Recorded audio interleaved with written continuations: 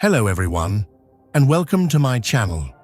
Today I will cover the Second Crusade, 1147 to 1149, which was a military campaign organized by the Pope and European nobles to recapture the city of Edessa in Mesopotamia, which had fallen in 1144 to the Muslim Seljuk Turks.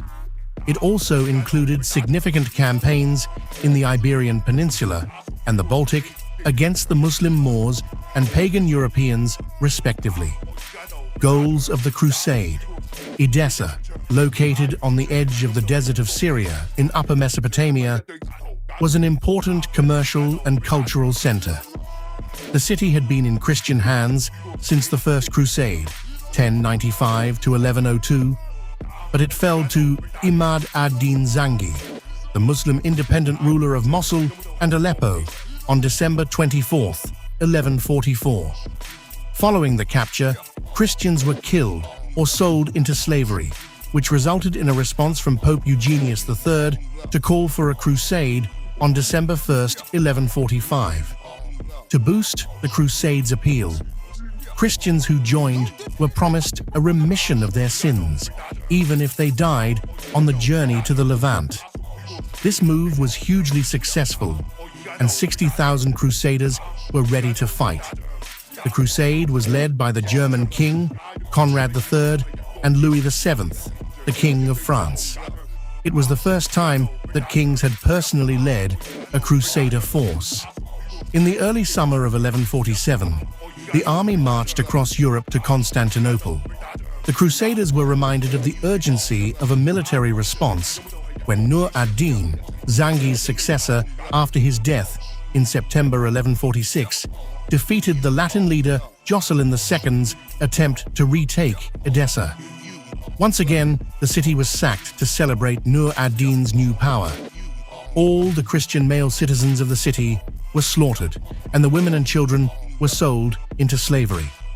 Iberia and Baltic campaigns. The Second Crusade, besides Edessa, had additional objectives in Iberia and the Baltic. A fleet of some 160 to 200 Genoese ships packed with Crusaders sailed for Lisbon to assist King Alfonso Henriques of Portugal capture that city from the Muslims. On arrival, a siege began on the 28th of June 1147 and was ultimately successful, the city falling on October 24, 1147. Some Crusaders successfully continued the war against the Muslims in Iberia, the Reconquista, as it was known, notably capturing Almeria in Spain, guided by King Alfonso VII of Leon, and Castile and Tortosa in eastern Spain. Another arena for the Crusades was the Baltic, and those areas bordering German territories which continued to be pagan.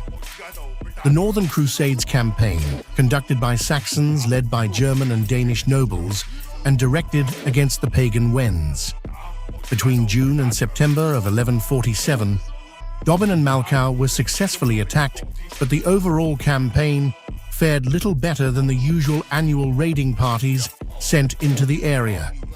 The Baltic would continue to be an arena for crusades in the following centuries, especially with the arrival of the Teutonic Knights from the 13th century. The Byzantine Empire. During the Second Crusade, the Byzantine emperor at the time of the Second Crusade was Manuel I Komnenos, whose primary concern was that the Crusaders were really only after the choice parts of the Byzantine Empire. It was for this reason that Manuel insisted the leaders of the Crusade, on arrival in September and October 1147, swear allegiance to him. When the French and German contingents arrived at the Byzantine capital of Constantinople in 1147, things worsened. Always suspicious of the Eastern Church and now outraged to discover Manuel had signed a truce with the Turks, the French section of the army wanted to storm Constantinople itself. The German Crusaders had their own problems, a large number of them being wiped out by a terrible flash flood. The Crusaders were eventually persuaded to hurry on their way east, with reports of a large Muslim army preparing to block their path in Asia Minor. There they ignored Manuel's advice to stick to the safety of the coast and so met disaster. Asia Minor and disaster. The German army, led by Conrad III, was the first to suffer from a lack of planning and not heeding local advice. Unprepared for the harsh, semi-arid steppe, the Crusaders lacked food supplies. At Doreleyan, a force of Muslim Seljuk Turks, primarily archers, caused havoc with the slow-moving Westerners on October 25, 1147. And forced to retreat to Nicaea, Louis VII was shocked to hear of the Germans' failure, but pressed on and managed to defeat a Seljuk army in December 1147 using his superior cavalry. The success was short-lived. On January 7, 1148, the French were beaten badly in battle as they crossed the Cadmus Mountains. What remained of the Westerners was commanded by a group of Knights Templars. The Siege of Damascus. Louis VII and his ravaged army finally arrived at Antioch in March 1148. From there, he ignored Raymond of Antioch's proposal to fight in northern Syria and marched on to the south. A council of Western leaders was convened at Acre, and the target of the crusade was now selected not at the already destroyed Edessa, but Muslim-held Damascus, the closest threat to Jerusalem and a prestigious prize. The Crusader army arrived at Damascus on July 24, 1148, and immediately began a siege.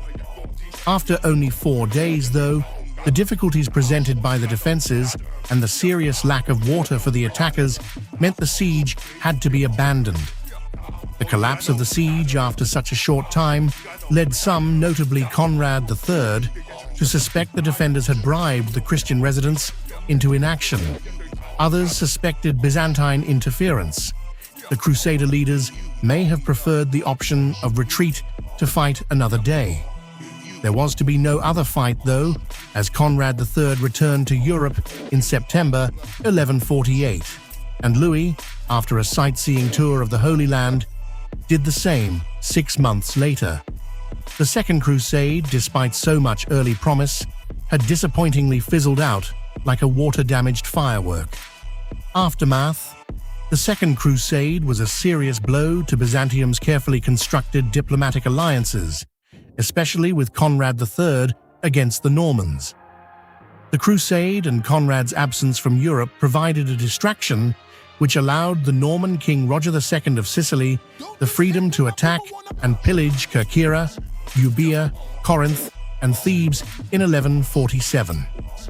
Nur ad-Din, as the Crusaders no doubt had feared, continued to consolidate his empire, and he took Antioch on June 29, 1149, after the Battle of Inab, beheading its ruler, Raymond of Antioch. Raymond, the Count of Edessa, was captured and imprisoned, and the Latin state of Edessa was eliminated by 1150 CE. Next, Nur ad-Din took over Damascus in 1154, uniting Muslim Syria. When Nur ad-Din's general Shirkuh conquered Egypt in 1168, the way was paved for an even greater threat to Christendom, the great Muslim leader Saladin, Sultan of Egypt, whose victory at the Battle of Hattin in 1187 would spark off the Third Crusade, 1189 to 1192. And there you have it, the history of the Second Crusade. Next time, I will cover the Third Crusade. If you enjoyed this video, please leave a like, share, comment, and subscribe for future videos about history. Have a nice week. Goodbye.